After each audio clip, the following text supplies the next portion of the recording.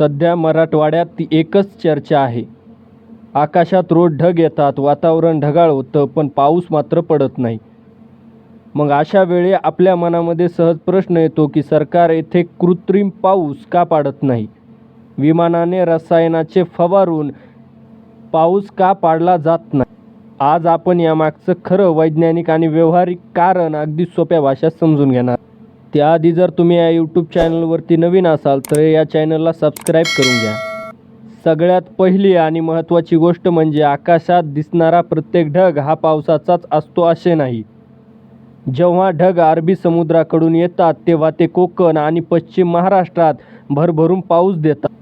पण सह्याद्री ओलांडून मराठवाड्यात येईपर्यंत त्या ढगांमध्ये पाणी किंवा बाष्प खूप कमी प्रमाणामध्ये झालेलं असतं. आकाशात दिसणारे हे ढग बऱ्याचदा कोरडे असतात. कृत्रिम पावसाचं विमान उडवून रसायने फवारण्यासाठी ढगामध्ये कमीत कमी 70 ते 80% ओलावा असावा लागतो. जर ढगात पाणीच नसेल तर आपण कितीही औषधं फवारली तरी त्यातून पाऊस पडू शकत नाही. मग सरकार किंवा हवामान विभाग हे तपासतंय का नाही, हा प्रश्नचिन्ह उपस्थित होतो. तर हो, छत्रपती संभाजीनगरमध्ये बसवण्यात आलेलं डॉप्लर रडार 24 तास मराठवाड्याच्या आकाशातील ढगावर लक्ष ठेवून असतं. ढगात किंवा पाणी आहे त्याची जाडी किती आहे हे जमिनीवरून रडारद्वारे मोजले जाते. जेव्हा रडारच्या चाचणीत ढगामध्ये पुरेसे बाष्प आढळत नाही तेव्हा कृत्रिम पावसाचा प्रयोग रोखला जातो. कारण एका वेळेच्या प्रयोगाला 3 ते 5 कोटी रुपये इतका खर्च येतो.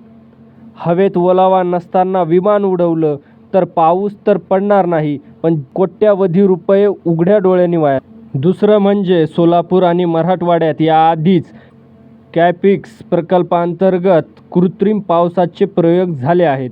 पण विज्ञानानेही हे मान्य केलं की कृत्रिम पाऊस फक्त 15 ते 20% अतिरिक्त पाऊस पाडता येतो आणि तोही अतिशय छोट्या भागामध्ये.